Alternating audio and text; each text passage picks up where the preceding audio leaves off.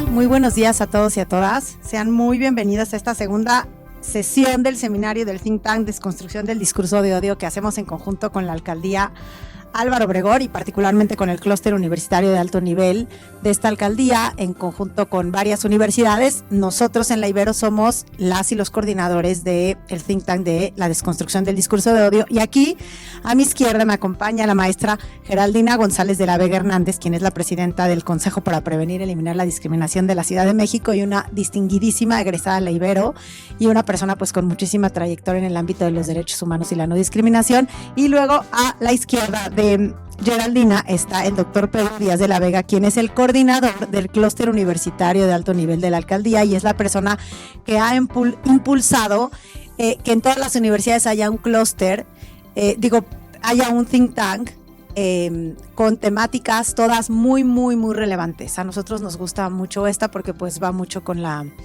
mística y con la misión de la universidad. Entonces, bueno, le voy a dar la palabra a Pedro primero y después vamos a entrar ya en materia a escuchar a Geraldina para que nos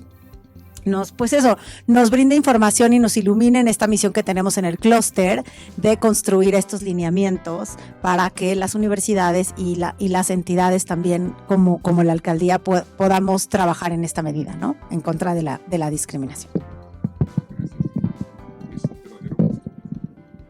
No, le tienes que subir. Eso. Ahí está, ¿verdad? Ok. Es un verdadero gusto estar con ustedes esta mañana. Muchas personas están retomando apenas las actividades, sobre todo en el sector educativo.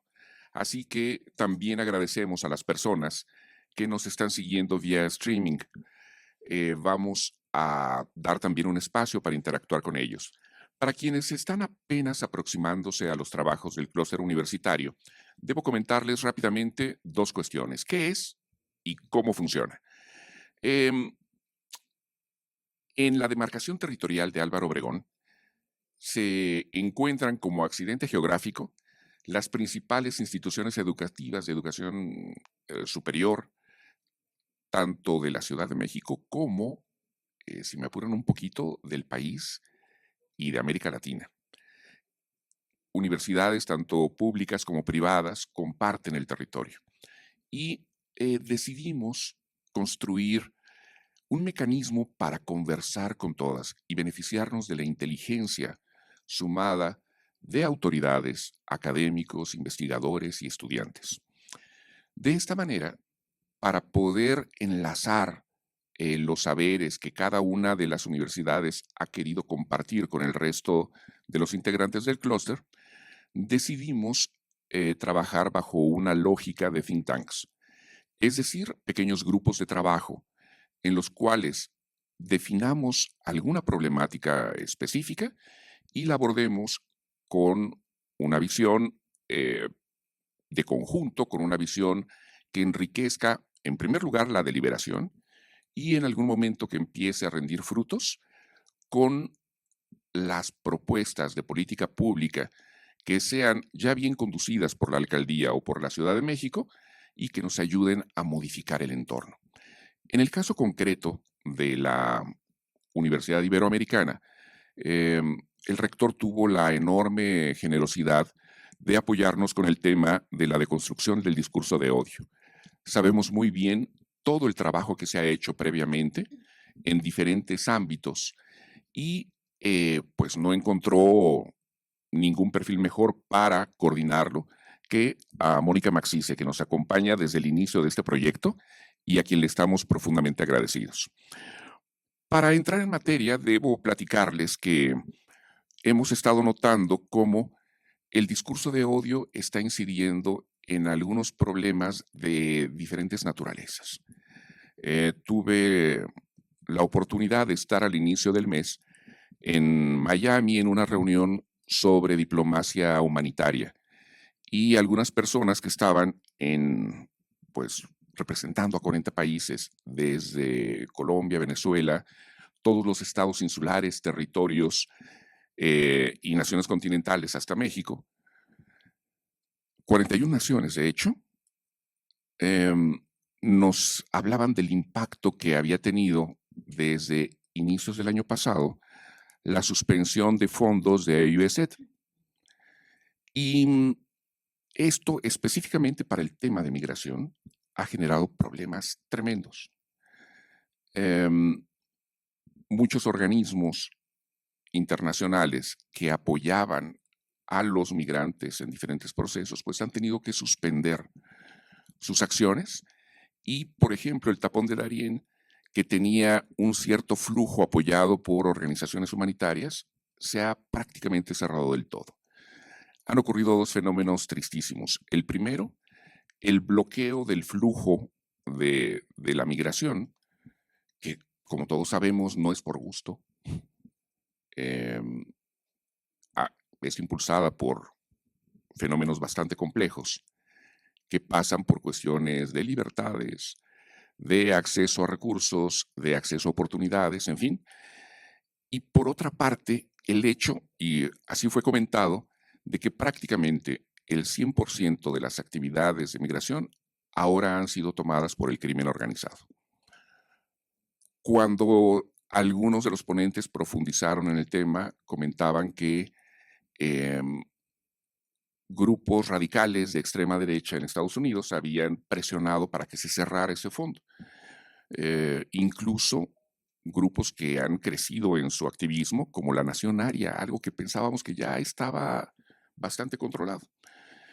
Lo que quiero decirles es que este problema que ha crecido y que se ha vuelto un problema tan grave que ya es ahora materia del crimen organizado, inició como un problema de discurso de odio y que no se pudo controlar a tiempo, ya tiene repercusiones en la vida de miles y miles de personas. Creemos nosotros que para las condiciones de México estamos en posibilidades de avanzar en alternativas de solución antes de que la situación se vuelva más compleja. Y por esta razón y por otras varias es que agradecemos infinitamente su presencia activa, su escucha desde luego, pero también sus propuestas, su visión de la problemática y que nos sigan acompañando en las actividades que posteriormente este think tank va a realizar para enmarcar el problema, desde luego, pero también para proponer algunas medidas que seguramente van a ser factibles en el ámbito en el cual nos estamos desarrollando. Les agradezco enormemente el privilegio de su atención.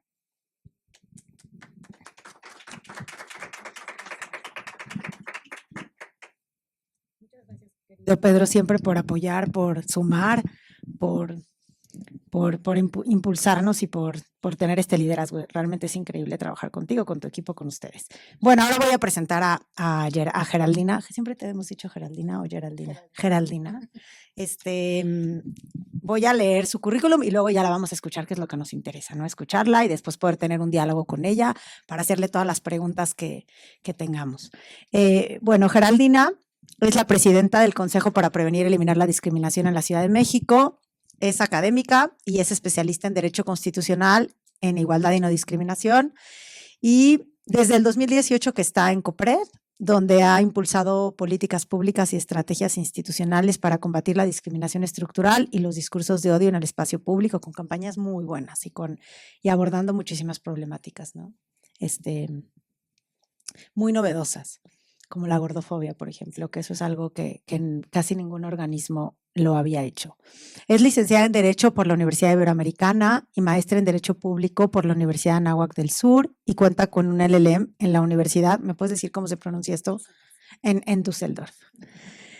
Y bueno, pues es una experta, es una académica, creo que vale la pena escucharla en términos de todo el bagaje académico que tiene. También trabajó en la Suprema Corte de Justicia de la Nación, participando en el análisis de casos relevantes en materia de derechos humanos. Y bueno, pues tiene también varias publicaciones. Ahí lo voy a dejar para que la podamos escuchar. Entonces, Gera, adelante. Pues, ¿este está mejor? Perfecto, va. El que tú me digas. Bueno, pues muchas gracias. Muy buenos días a todas las personas que se encuentran acá presentes y quienes están en la transmisión. Agradezco mucho a mi Universidad Iberoamericana y lo digo con toda intención. Siempre me he sentido aquí en casa y bueno, pues me da muchísimo gusto regresar. Muchas gracias, Mónica, por la invitación. Muchas gracias, doctor, por la posibilidad de estar acá. Pues un poco reflexionando, hace rato dijo Mónica, dar luz. No creo, la verdad, que pueda yo dar luz. Quizá más bien dejar más preguntas, y creo que eso es un poco de lo que se trata, por lo que estaba yo escuchando al doctor, este espacio de reflexión, este espacio de pensamiento sobre pues un tema que nos pone contra las cuerdas cuando hablamos del Estado de Derecho. Y aunque Mónica me pidió que no fuera muy teórica, voy a empezar por un poquito de teoría. Prometo hacerlo lo más didáctico, lo más sencillo, pero me parece súper importante hablar sobre el Estado de Derecho, la democracia, la Constitución, porque ahí es donde se genera esta tensión en la que nos pone cuando hablamos el discurso de odio, cuando hablamos del discurso discriminatorio. O sea, justo es en el centro del Estado constitucional de derecho en donde se empieza a generar esta tensión. Y además, porque me parece fundamental, pues también aclarar, la semana pasada escuchábamos en la Suprema Corte de Justicia que se decía que la Constitución protege los fines del Estado, entendiendo el Estado como si fuera lo mismo que el gobierno. Y me parece súper preocupante entender a una Constitución así. La Constitución, como seguramente lo han escuchado, es, digamos que, la carta de instrucciones de un Estado, que un Estado no es igual al gobierno. También está el gobierno incorporado dentro del concepto de Estado, pero está el territorio y está el pueblo o las personas que vivimos dentro de ese territorio y que somos gobernadas por ese gobierno. Pero justo para que ese gobierno no se convierta en un tirano, necesitamos tener ciertos controles y necesitamos tener ciertas garantías. Entonces, cuando hablamos de un Estado de Derecho, no hablamos solamente de legalidad. Esa es la primera idea, ¿no? No es solamente tener un Estado de leyes, ¿no? Porque eso hay muchos estados, ¿no? Piensen en los estados comunistas, piensen en la Alemania democrática antes de la caída del muro. Pues era un Estado de Derecho, tenía su constitución y tenía sus leyes. Pero el Estado de Derecho también tiene ciertos valores fundamentales, entre ellos la previsibilidad. Han oído hablar de la seguridad jurídica, de la certeza jurídica, el hecho de que si ponemos una ley hoy que dice que todas las personas que, vamos a utilizar el tema, emitan discurso de odio, vamos a ser sancionadas con 10 años de prisión. Híjole, está un poco complejo el asunto, porque ¿qué es el discurso de odio? ¿Y quién lo va a definir? ¿A partir de qué?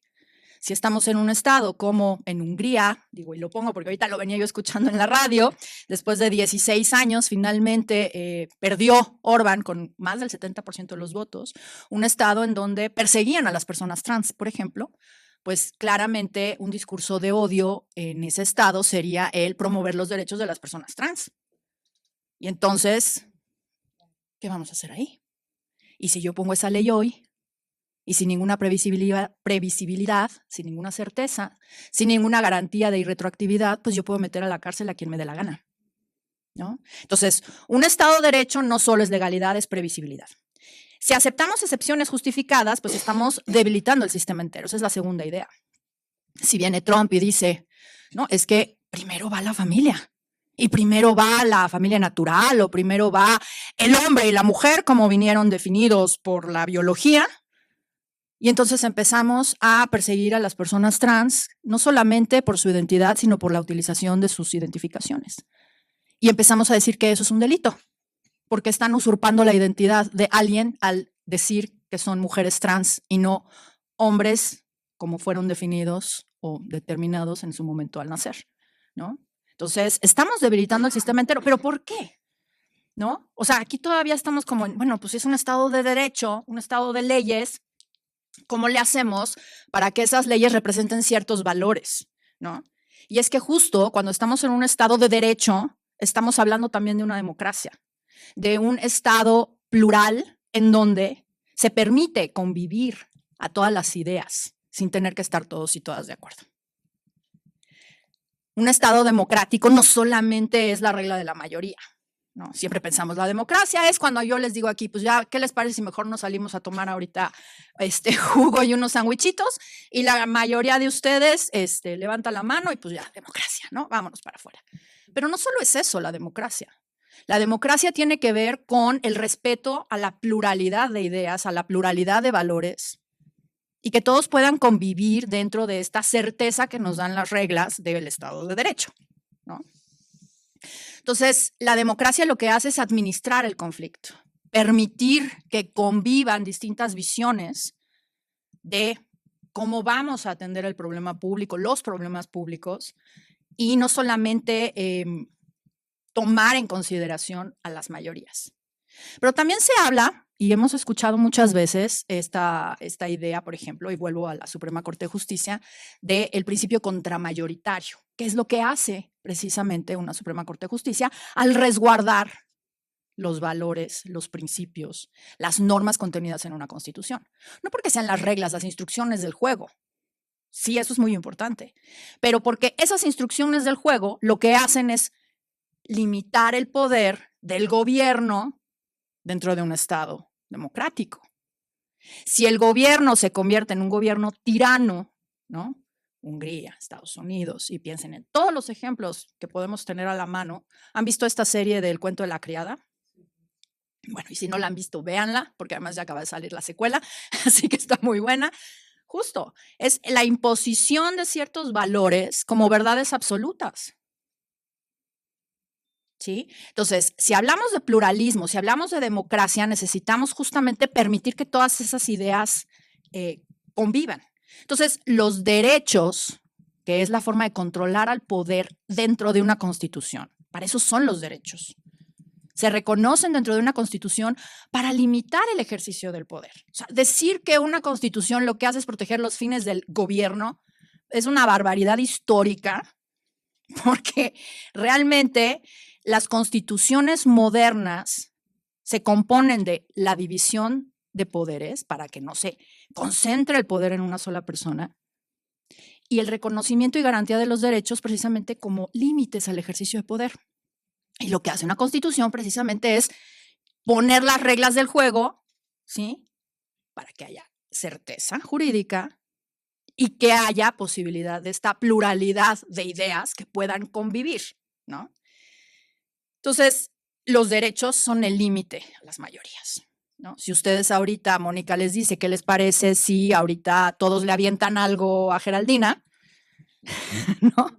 Y la mayoría vota que sí, pues a lo mejor habrá alguien que diga, oigan, pero es que la van a lastimar, ¿qué les pasa? Eso no se puede hacer. Eso es en contra de su dignidad. Eso es, pues, en contra de su integridad física. Estamos hablando de mis derechos, ¿no? Aunque la mayoría lo decida, hay un límite, ¿no? Que puede decirles, oigan, a ver, espérense tantito, ¿sí? Entonces, los derechos lo que hacen es controlar al poder, pero además también decirle a las mayorías, oigan, agua, espérense. O sea, no pueden tanto. O sea, sí pueden decidir, pero dentro de un marco. ¿Y cuál es ese marco? Pues las reglas del juego, las instrucciones, ¿no? Del Estado de Derecho, ¿no? Estas reglas que nos dan previsibilidad, que nos dan seguridad, que nos dan certeza, y estos derechos que nos garantizan que todos podemos tener una opinión, la podemos externar y no va a pasar nada, pero que además nos van a proteger, ¿sí? Entonces, las minorías tienen que estar protegidas dentro de una democracia, porque si no, no hay democracia, hay dominación. El hecho de que Orbán haya gobernado durante 16 años sin posibilidades de cambio de gobierno, pues hablaba de una dominación. El hecho de que el presidente de Estados Unidos pueda ir y bombardear Irán sin que su Congreso pueda decir pío, pues estamos viendo de pronto ahí una dominación. O sea, la primera pregunta ahí no es por qué Trump hace eso, sino ¿dónde está el Congreso? ¿Dónde están los controles establecidos en una constitución democrática? ¿Dónde está el respeto a las reglas del juego?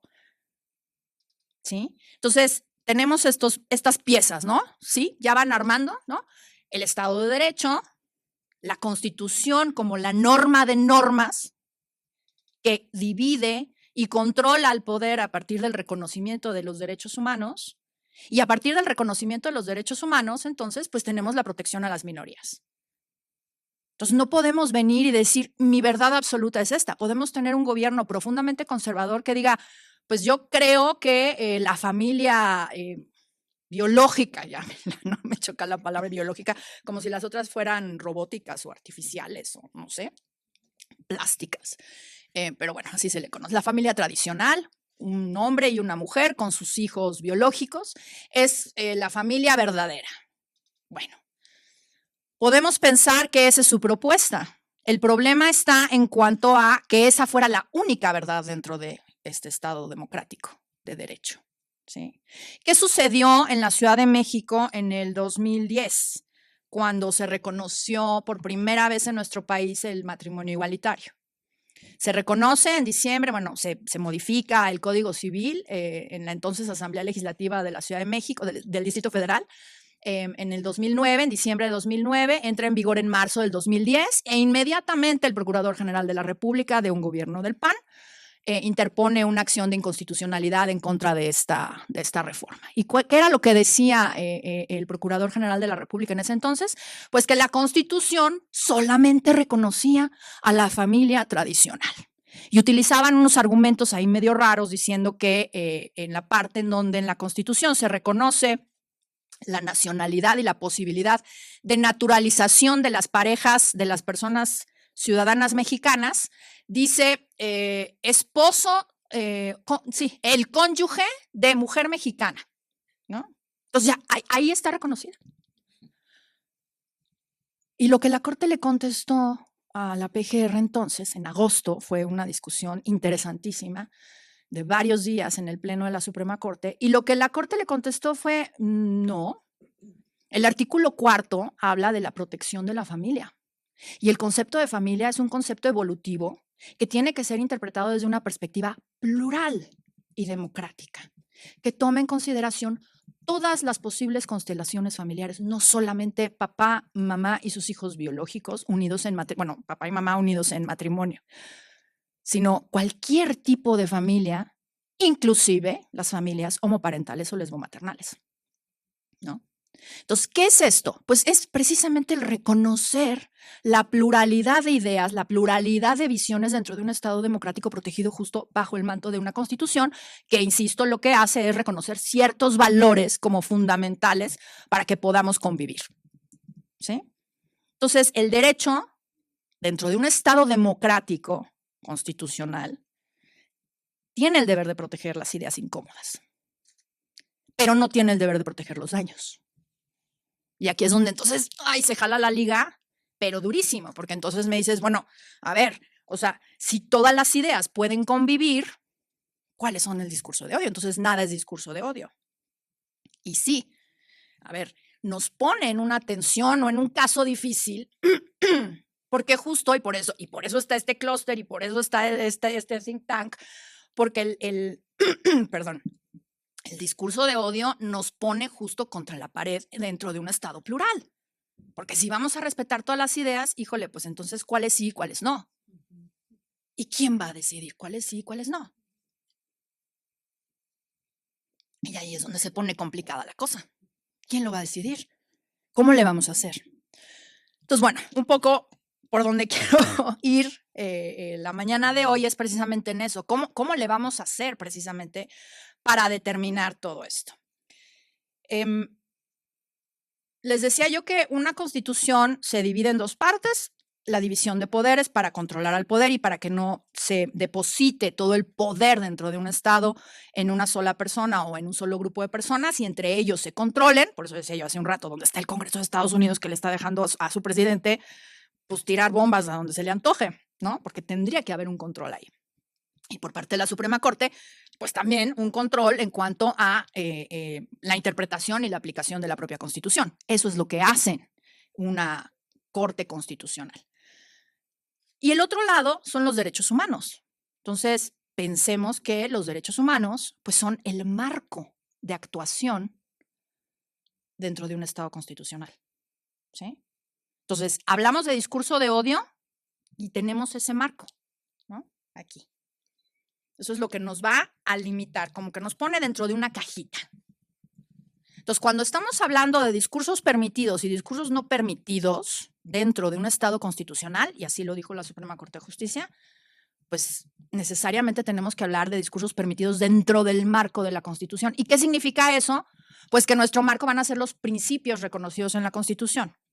¿Y cuáles son estos principios? Pues son los derechos humanos traducidos en valores de un Estado que ha elegido vivir bajo esa Constitución. Hemos elegido tener un Estado democrático regulado bajo una norma de normas, es decir, una constitución, a partir de la que se crea todo el ordenamiento jurídico, todas las leyes, todas las normas, todos los reglamentos, todas las decisiones de los jueces o de las personas juzgadoras tienen que estar de acuerdo con esa norma de normas que es la Constitución. Y la Constitución reconoce derechos, pero estos derechos además son valores. O sea, cuando yo les digo la libertad de expresión, pues yo puedo exigir mi libertad de expresión frente al Estado, que no me censure. Pero además la libertad de expresión es un valor. Dentro de las sociedades democráticas es un valor fundamental, además. Así lo ha dicho la Corte Interamericana, así lo ha dicho la Corte Mexicana. La libertad de expresión es un valor fundamental de las democracias. ¿Por qué? Pues ya lo estaba yo diciendo hace un momento. Para proteger el pluralismo, ¿no? En un Estado que nos permita que todas las ideas y todas las posibilidades convivan. Pero esos valores son los que nos van a guiar. Es la brújula, digamos, ¿no? Lo que nos va a decir, híjole, acá sí y acá no. Entonces, ¿cuándo estamos hablando de un discurso de odio y cuándo estamos hablando de un discurso permitido? ¿Cuándo estamos hablando de discursos incómodos que están protegidos por la Constitución y cuándo no? E insisto, ahí es donde está el truco. Les decía yo hace un momento, cuando nosotros decimos, y es que hay intenciones, tanto en el Congreso de la Ciudad de México como el Congreso General, de tipificar el discurso de odio. Hace un año, no sé si conocen a un autor, a un artista, perdón, pintor principalmente, Fabián Chairés. ¿Les suena, Fabián? Bueno, exacto. Zapata fue uno, pero el año pasado, Fabián inauguró en un museo, propiedad de la UNAM, una exposición que se llamaba La Segunda Venida del Señor. Y en esta exposición, pues evidentemente en el juego de palabras de su título, Fabián exponía una serie de cuadros, de pinturas, en donde hablaban sobre la homosexualidad y el lesbianismo dentro de la religión católica. Presentaba a sacerdotes y presentaba a monjas en expresiones homoeróticas o lesboeróticas. Esto generó un escándalo tremendo. Demandaron un grupo de personas a la UNAM y la UNAM cerró la exposición. El gobierno de la Ciudad de México se trajo la exposición y pues la inauguramos la Secretaría de Cultura y yo. Y tuvimos una demanda por discurso de odio. La secretaria de Cultura, el gobierno de la Ciudad de México y yo, porque además era yo, no era COPRED, era yo, por habilitar la exposición. Digo, no tengo ese poder, pero bueno, me lo atribuyeron las personas demandantes. Y lo que decían es que la exposición representaba un discurso de odio en contra de las personas por su religión. Y fue una demanda de amparo. Afortunadamente la ganamos, pero el tema acá es, si existiera el delito de discurso de odio así, pues no estaría yo acá, estaría yo en el bote. Porque fue hace un año, entonces, pues luego las penas, además, les gusta mucho ponerlas muy altas. Entonces, acá el tema ¿es discurso de odio una exposición artística que hace una crítica a una religión? ¿Estaban obligadas las personas católicas a ir a ver esa exposición? O sea, nadie estaba obligado a irla a ver. Quienes queríamos irla a ver, pues íbamos y la veíamos. Y a lo mejor decíamos, wow, qué buena, o a lo mejor decíamos, wow, qué horrible, o sabes que Fabián, te pasaste, o me incomoda, o híjole, está increíble, y me tomo 7 fotos y las pongo en mi portada del Facebook. Pues eso es el pluralismo, ¿sí? Pero ¿qué sucede si en lugar de una exposición que hace una crítica, válida o no, pero hace una crítica válida dentro de un Estado de Derecho democrático, el llamado hubiera sido a vamos a acabar con la religión católica, vamos a perseguir a todas las personas católicas? Quien de pronto hemos visto ese tipo de placas en algunos estados de la República: haz patria y mata un chilango, ¿no? Haz patria y mata a una persona. No lo voy a decir porque no quiero que se saque de contexto, ¿no? ¿Sí? Eso es un discurso de odio. ¿Sí? ¿Dónde está el límite? Pero ¿dónde está el límite también cuando estamos hablando de grupos extremadamente vulnerables como las personas trans? Hace ya también unos 5 años, me parece, hubo una mesa de discusión en la UNAM también, en donde se invitó a varias reconocidas feministas, pero que son transexcluyentes. Y en esa mesa, pues se discutió literalmente si las mujeres trans eran mujeres y si eran sujetas de protección de los instrumentos que protegen los derechos de las mujeres. O sea, literal, la mesa trató de pues discutir si les son aplicables, o sea, si les son reconocidos los derechos o no, en términos de mujeres, en términos del marco protector y de garantía de los derechos de las mujeres.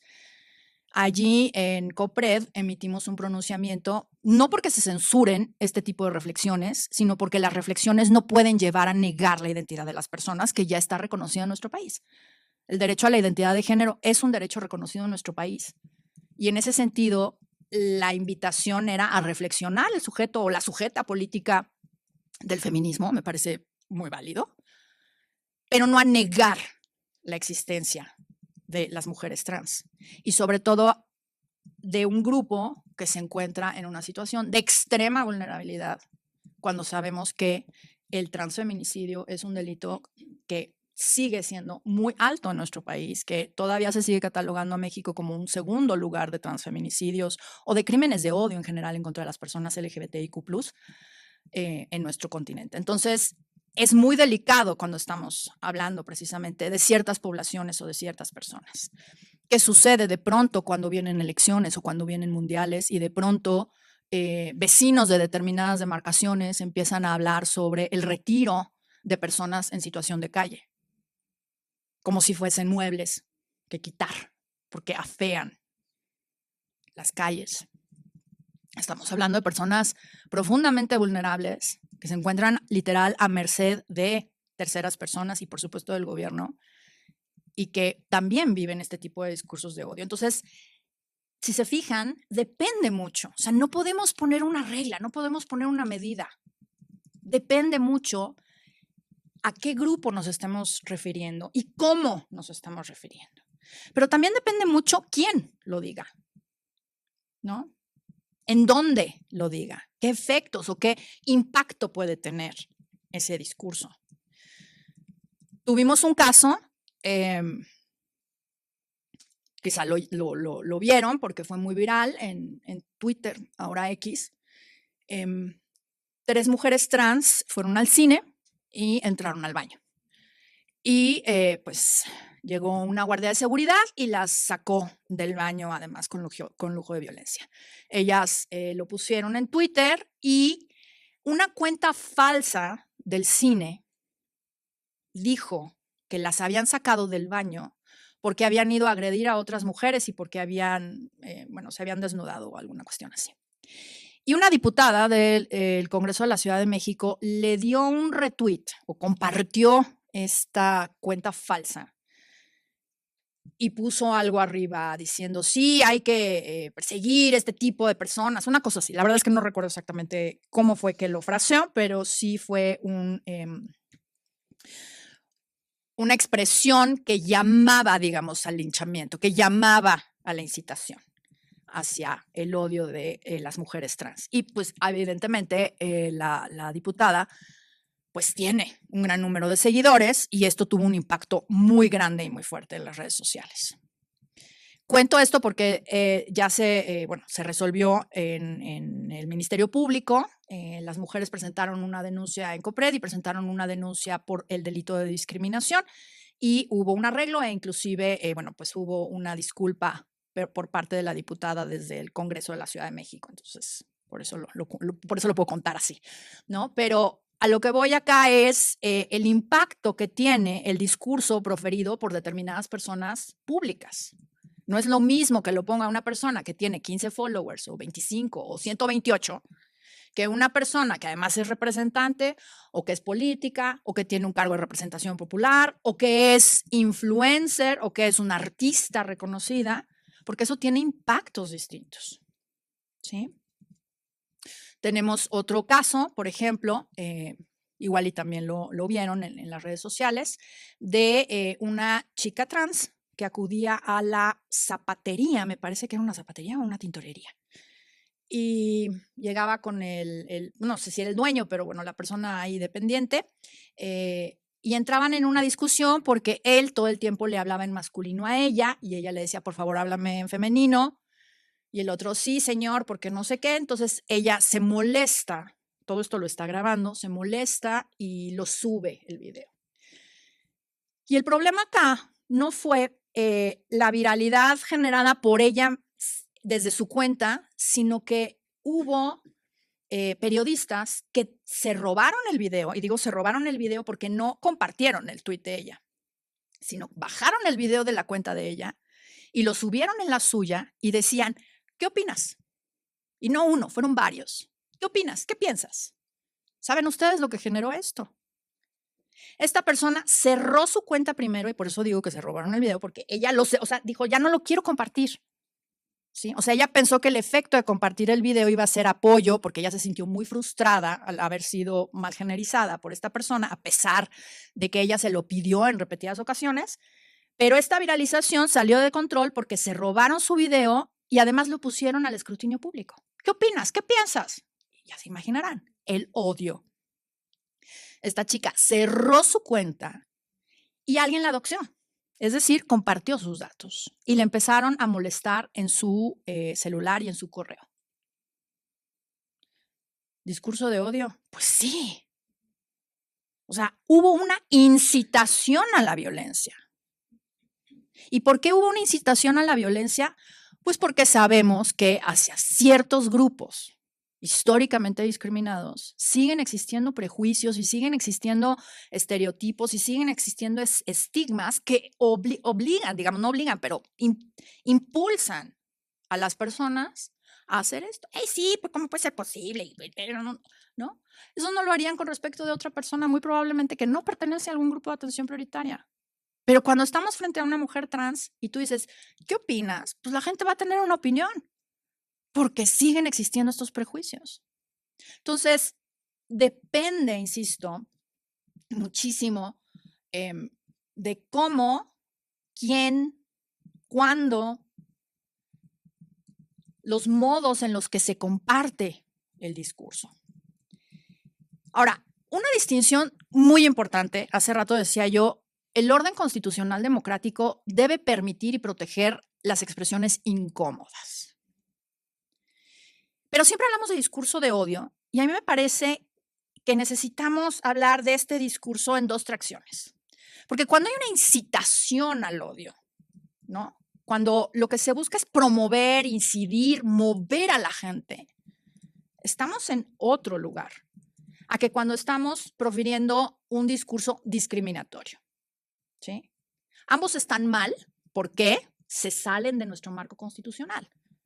Contradicen esos valores que representan los derechos humanos y la dignidad de las personas. Pero no son lo mismo.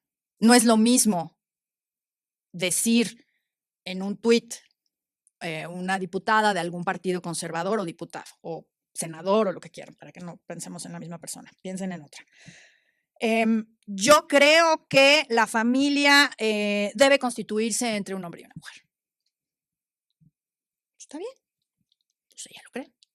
Yo promoveré leyes para proteger a la familia tradicional. Ahí vamos, pero todavía. Yo voy a procurar que la única familia reconocida legalmente y protegida legalmente sea la familia tradicional. Ya estamos excluyendo. Yo les invito a que señalemos solamente a las familias tradicionales como las familias válidas. Yo promoveré leyes para que en las escuelas no se admita a hijos e hijas de familias no tradicionales. ¿Sí? ¿Se fijan cómo puede ir escalando? Y entonces el primero no es un discurso de odio, no es un discurso discriminatorio, es un discurso que nos incomoda. El otro puede ser un discurso discriminatorio en donde podemos decirle, si la persona es legisladora, como lo hemos hecho también desde COPRED, hay un marco constitucional. Respetamos el principio de indemnidad que tienen los legisladores y las legisladoras de expresarse, porque pueden hacerlo en uso de sus atribuciones como representantes populares.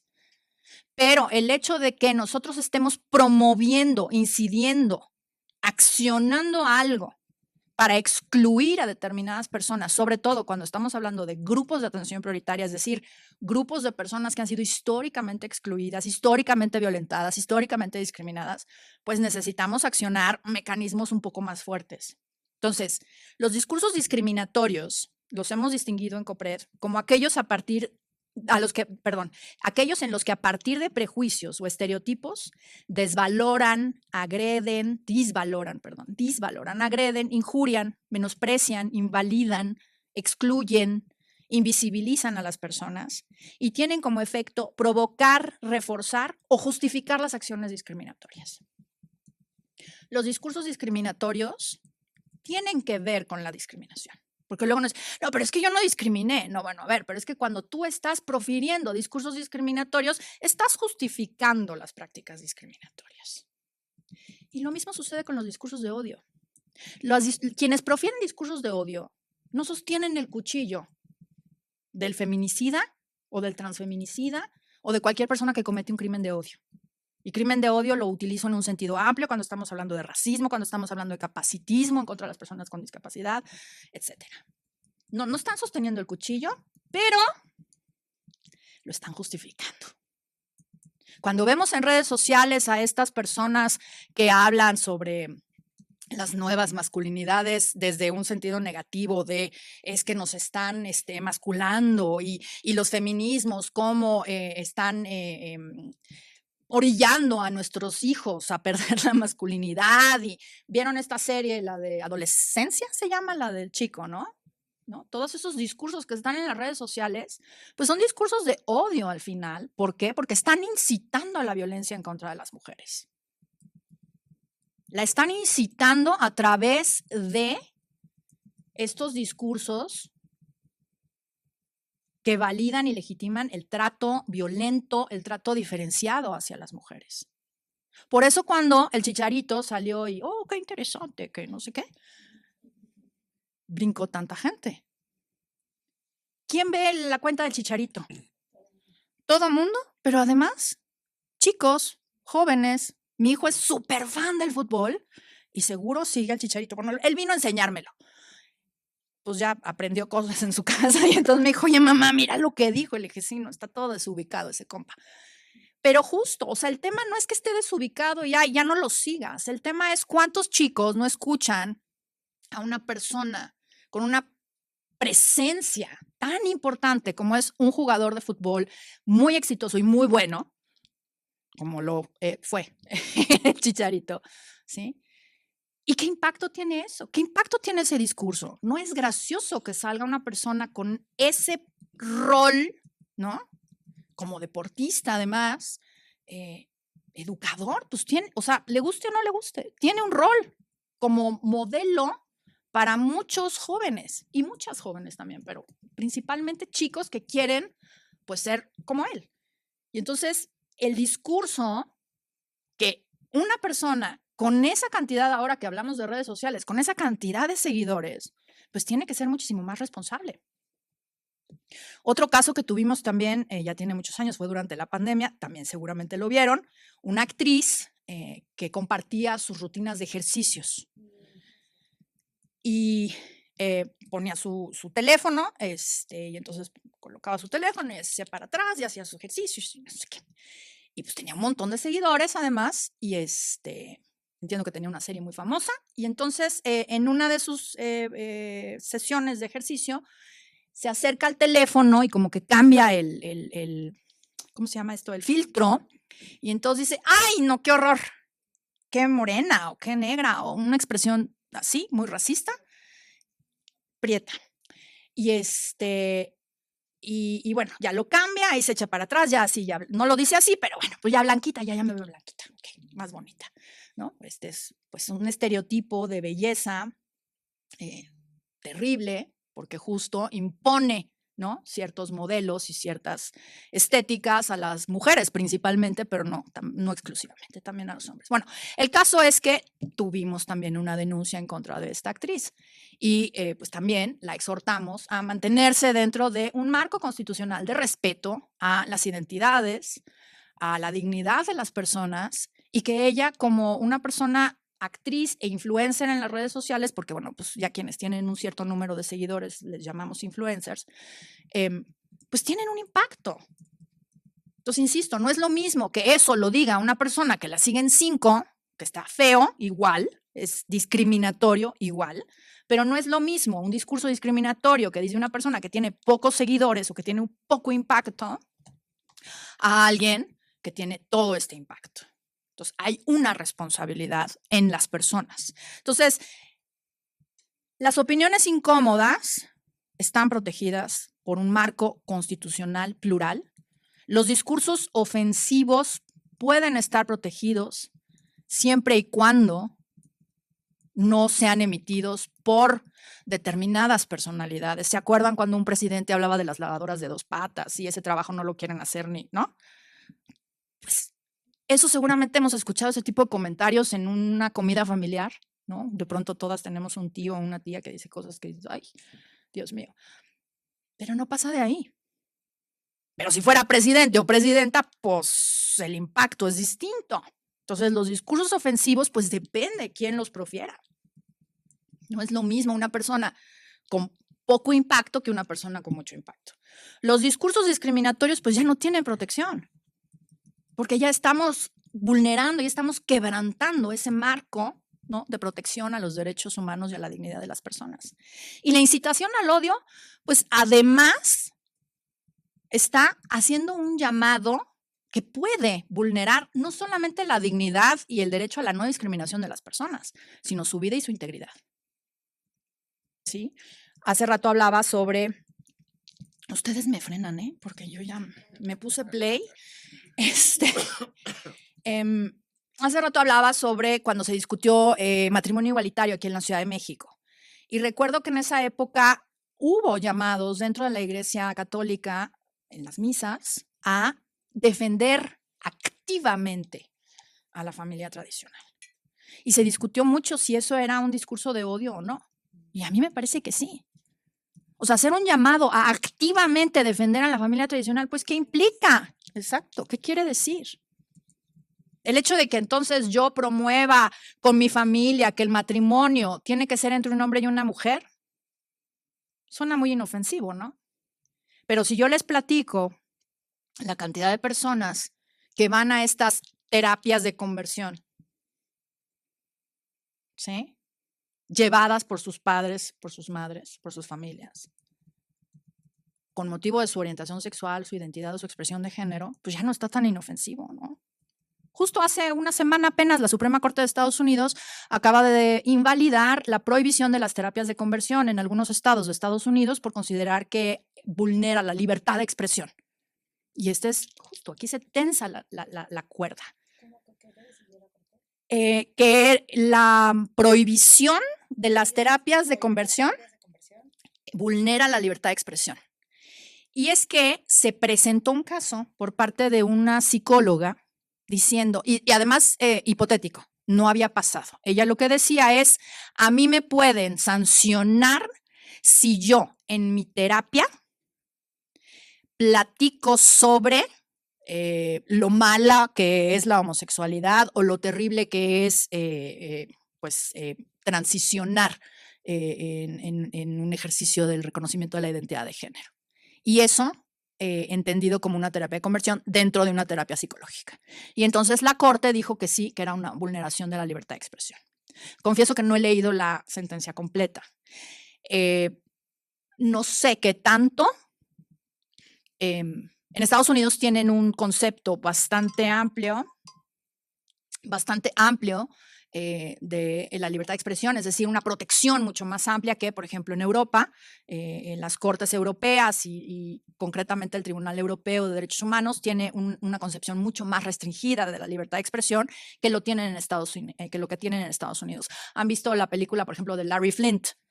Y si no la han visto, véanla. Larry Flynt, que era el dueño de Playboy, y justo, ¿no?, como empieza a promover la posibilidad de publicar revistas pornográficas en uso de la libertad de expresión. Y entonces esta decisión la toma la Suprema Corte de Justicia la semana pasada en protección a la libertad de expresión, pero esto pues es muy delicado, porque si vamos a utilizar la libertad de expresión dentro de una terapia psicológica para proteger el cuestionamiento de la orientación sexual de una persona o la identidad de género de una persona, puede ser que ya no nos estemos moviendo en los discursos incómodos o ofensivos, sino en los discursos abiertamente discriminatorios. Sabiendo, insisto, que las personas de la diversidad sexual y de género viven muchísimo estrés, y no por su orientación o por su identidad, sino por la discriminación y la violencia que viven. Y el hecho de que tú vayas a terapia, y esto sea permitido dentro de una terapia, pero al mismo tiempo me pregunto si el Estado puede meterse hasta allá. Entonces, estamos ahí en un terreno un poco pantanoso y muy delicado, como son las terapias de conversión o los esfuerzos para corregir la orientación sexual y la identidad de género. Aquí en México se ha preferido llamarlos ECOSIG, o esfuerzos para corregir la orientación sexual y la identidad de género, que por cierto están sancionados en la Ciudad de México desde julio de 2020, en varios otros estados de la República. No recuerdo ahorita el dato, pero ya van más de 10, más de 15, por ahí más o menos, se han sancionado. El Código Penal Federal también ya sanciona este tipo de esfuerzos. Y lamentablemente la última solicitud de transparencia que hice a la Fiscalía General de Justicia de la Ciudad de México, no hay carpetas integradas y no hay ni una sola sentencia por el tema de esfuerzos para corregir la identidad o la orientación de las personas desde 2020. O sea, está por cumplir 6 años.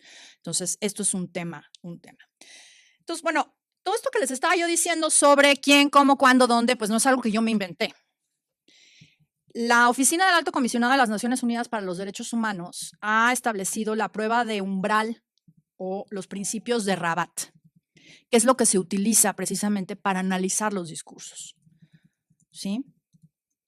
¿Cómo le vamos a hacer para determinar qué discurso sí, qué discurso no? ¿Qué discurso es discriminatorio? ¿Qué discurso sí entra dentro de la protección constitucional y cuál no? Este umbral de 6 peldaños o 6 principios se divide en contexto, analizar el entorno. Y por eso les decía, no es lo mismo hablar sobre Fabián Chairez y su exposición hacia una religión mayoritaria en nuestro país que no está en un contexto de vulnerabilidad, ¿no? O sea, puede no gustarnos, puede chocarnos. Si yo soy católica, muy probablemente no me agradan sus cuadros, no los voy a ver y ahí queda, pero no me está amenazando en el ejercicio de mi fe, ni tampoco me está amenazando en mi integridad o en mi vida, ¿sí? Pero, poniendo el ejemplo de nueva cuenta de las mujeres trans, sí, hay una amenaza en su entorno, hay un contexto de violencia y de discriminación generalizado. Entonces, el contexto es distinto. El orador o la oradora, evaluar la posición o la influencia de la persona que emite el discurso. Pues no es lo mismo que lo ponga una persona que tiene 5 seguidores a que lo ponga el Chicharito, claramente. La intención, determinar si hubo intención deliberada de incitar a la discriminación, a la hostilidad o a la violencia. ¿Sí?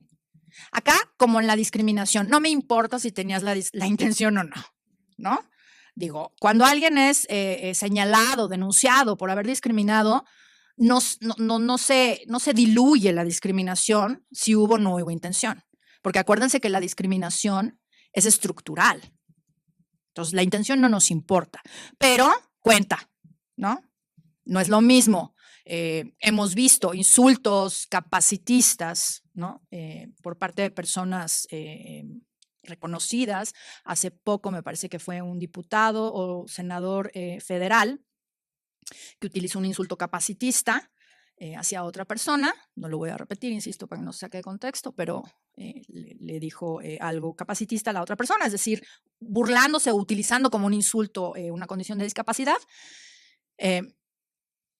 Y después dijo, bueno, perdón, me disculpo, no lo debí de haber hecho, no hubo la intención no era, ¿no? Insultar a la persona con discapacidad, sino utilizar un insulto que desgraciadamente pervive todavía dentro de nuestro vocabulario generalizado. Entonces, eso no lo disculpa, eso no quiere decir, ay, no, bueno, ya no pasa nada, no importa, ¿no? No, sigue siendo un discurso discriminatorio, sin embargo, cuenta, digamos, en términos de la intención, la hostilidad, la violencia con la que se profiere el insulto o no. ¿Sí? La chica del filtro, ¿no? Así no. Lo mismo, pues es un insulto racista, pero pues que desafortunadamente vivimos en una sociedad profundamente racista todavía. Y si nos vemos más morenas, pues no está padre, hay que vernos rubias de ojos azules. El contenido y la forma. Analizar el grado de provocación, el tono y la incitación directa o indirecta, ¿no? Les ponía yo el ejemplo del tuit viral en contra de las mujeres trans del baño en el cine, ¿no? Hay que evitar ese tipo de cuestiones. Pues hay una incitación, hay un tono, ¿no?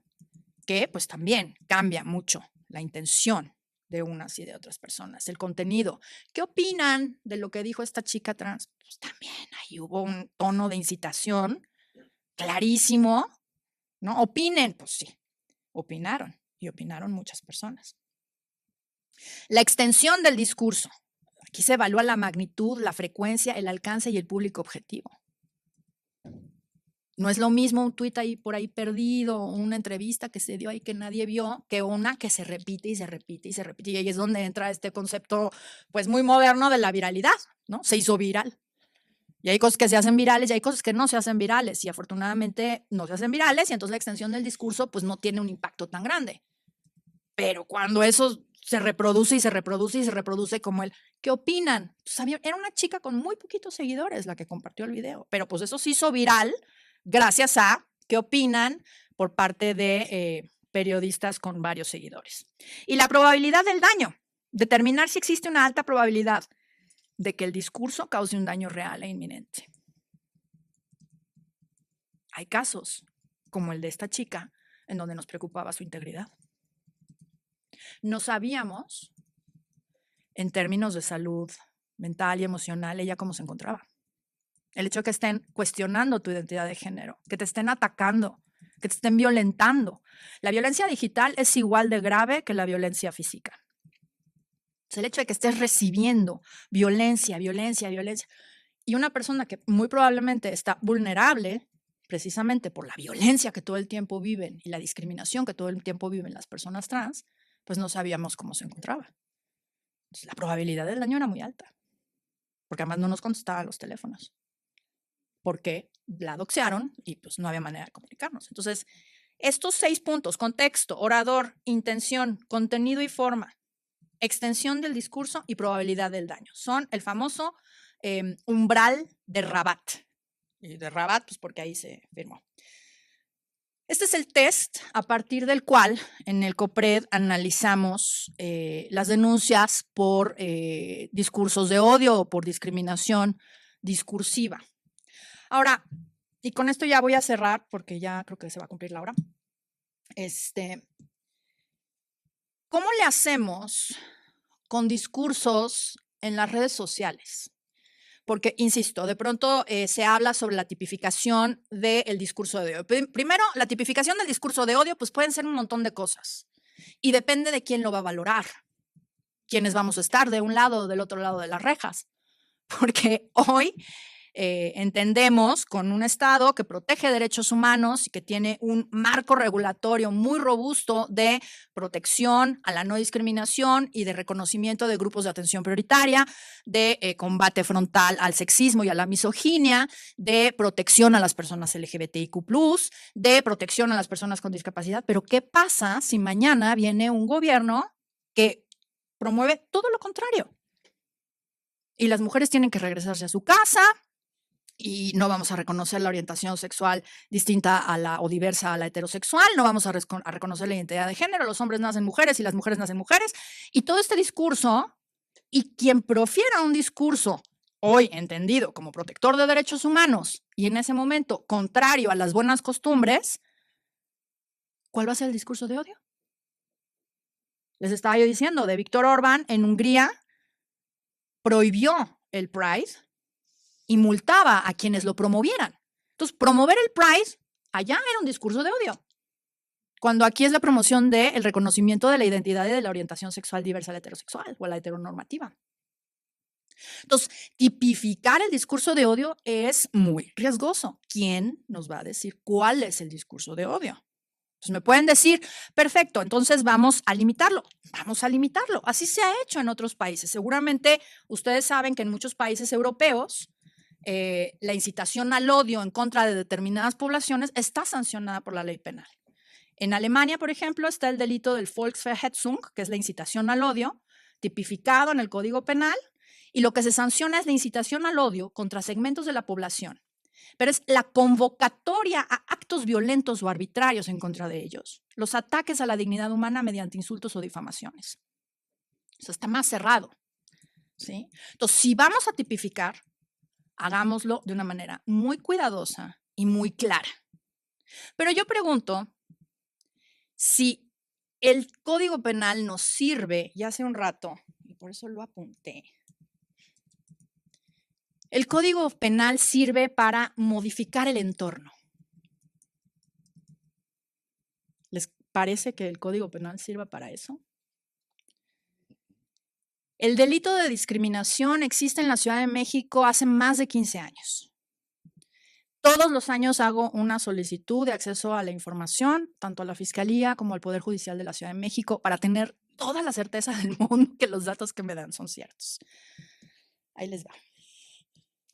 Que me fui para atrás. Ahí les va.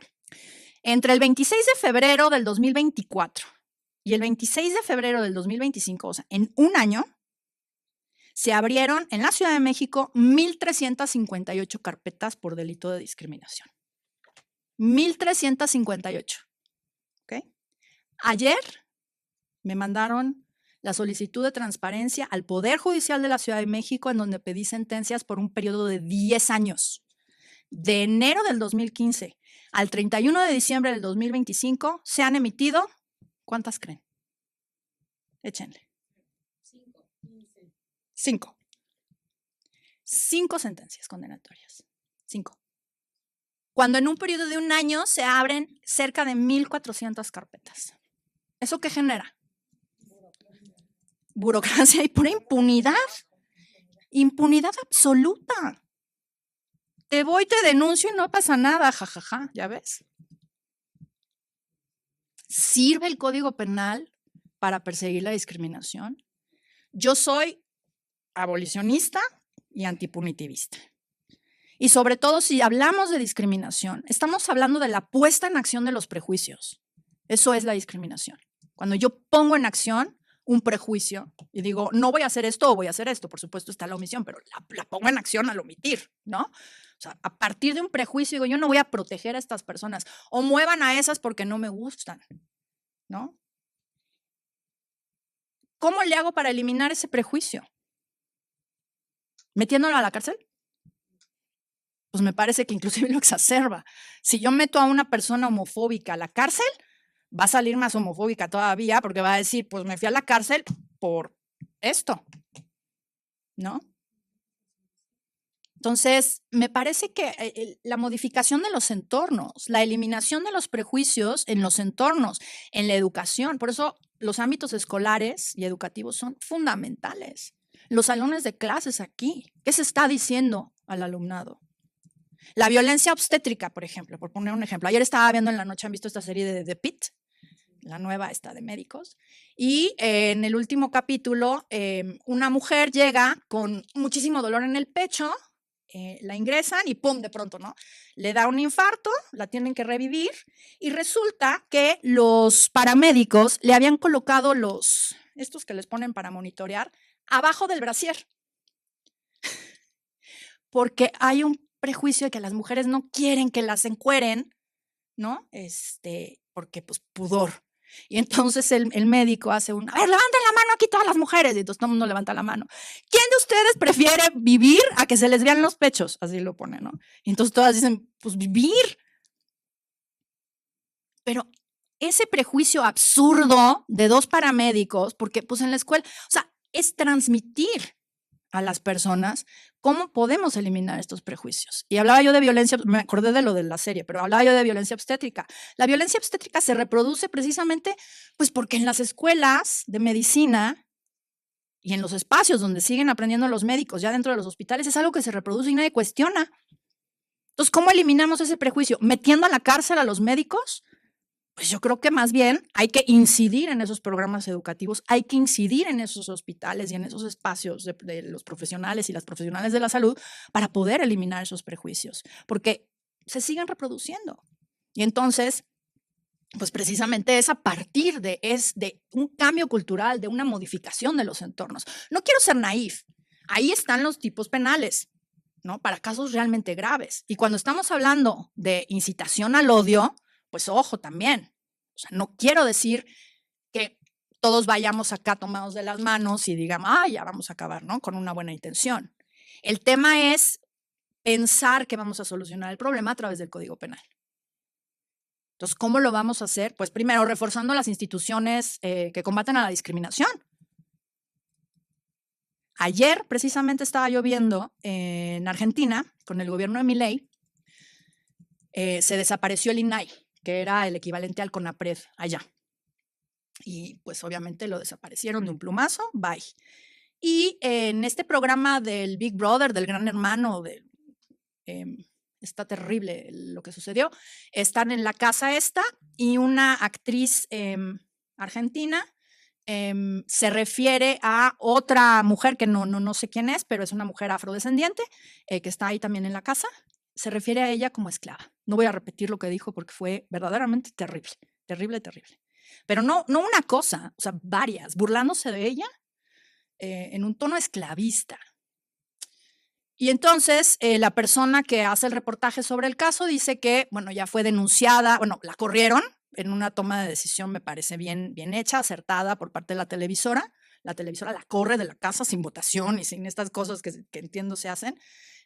Para que salgan las personas de la casa del Gran Hermano, pero además la denuncian penalmente, el marido de la mujer ofendida la denuncia también penalmente, y lo que dice el periodista es, y esto en un contexto en donde lo administrativo, el combate administrativo a la discriminación ha sido desaparecido, porque pues ya no está el INAI.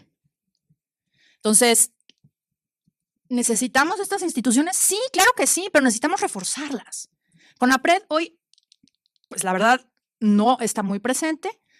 Necesitamos una política antidiscriminatoria nacional que obligue a todas las entidades a tener entes como COPRED, y digo, no pongo a COPRED como, pero pocas entidades tienen una institución en donde denunciar la discriminación, y no todo se tiene que ir por la vía penal.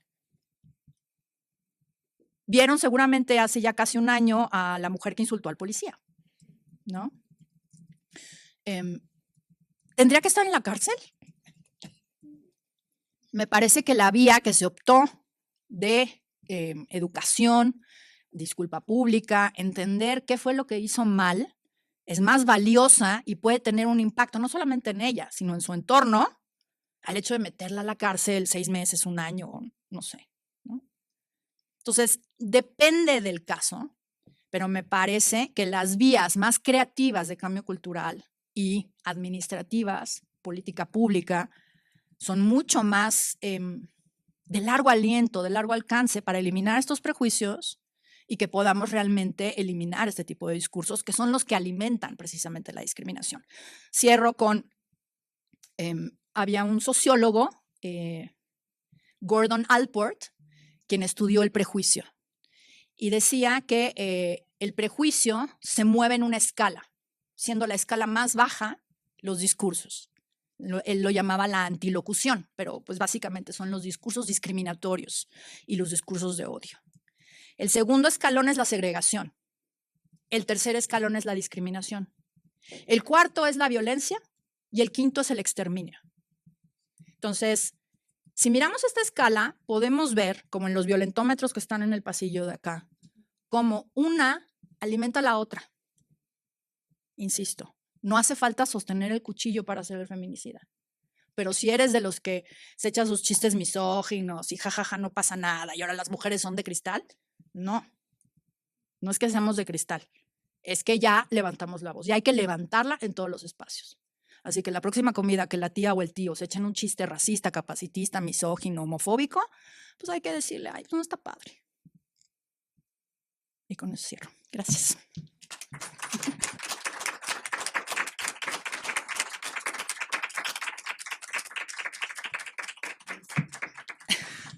Pues muchísimas gracias a Geraldina por tanta claridad. Yo creo que sí nos dio luz, porque nos ayudó a hacer distinciones. Y creo que, bueno, yo lo que le pedí no es que no abordara la teoría, sino que diera muchos ejemplos. Y creo que eso es algo que nos ayudó mucho, ¿no? Como para comprender, ¿no? Creo que los ejemplos como que hacen pensar estos riesgos, ¿no? El riesgo de la tipificación. Pero bueno, es un tema. Oigan, bueno, pues sí agradecer muchísimo a Geraldina por su claridad y por habernos puesto como sí darnos muchas claves de cómo abordar este tema, ¿no? Para las universidades y para quienes estamos aquí formando parte del clúster de lo que tenemos que hacer y lo que estaríamos esperando para nosotros en la universidad, tener algo así, una cosa muy concreta para empezar a capacitar, difundir, ¿no? Esta parte, de verdad, Geraldina, muchísimas gracias por todo el desarrollo teórico y luego los ejemplos y también por hacer las preguntas y complejizar cada uno de los ejemplos porque sí nos hizo reflexionar. Creo que nos dice muy claramente cómo hay un doble filo en el tema de la tipificación. Creo que tipificar, y bueno, por supuesto con esta parte punitivista tampoco.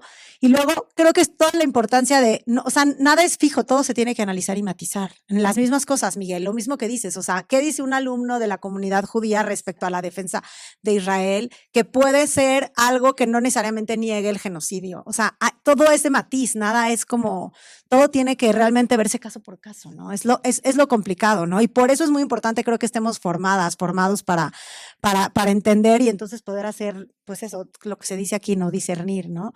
Nos dio muchos buenos criterios sobre lo que es discurso de odio, ¿no? Como las opiniones incómodas están protegidas, como un poco lo que José Luis también, Caballero, en la otra, y quienes no estuvieron pueden verlo, les podemos compartir ahorita la página. Las opiniones incómodas están protegidas, los discursos ofensivos pueden estar protegidos también en la medida en que no tienen un gran impacto.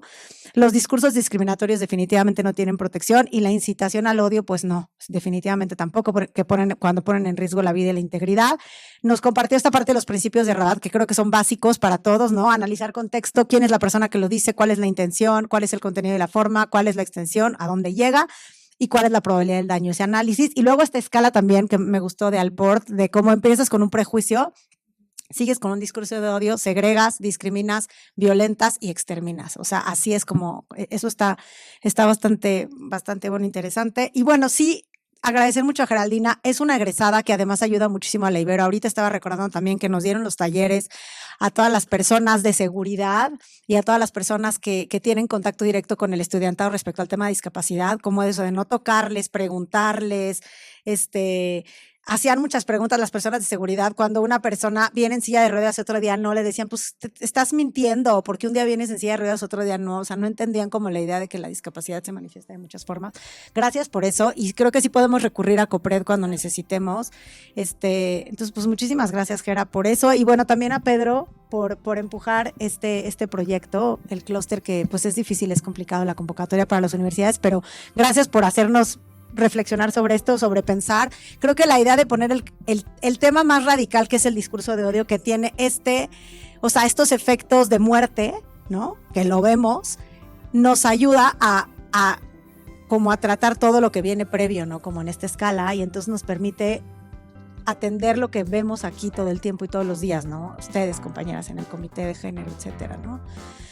Y bueno, pues entonces agradecemos muchísimo. Otro aplauso. Gracias también a ustedes por estar aquí, compañeros, compañeras, por quienes vienen de las otras universidades, venir hasta acá. Es un pain venir a la Ibero, es muy difícil, muy complicado, pero gracias por venir a hacer el esfuerzo. Pedro, ¿quieres decir algo?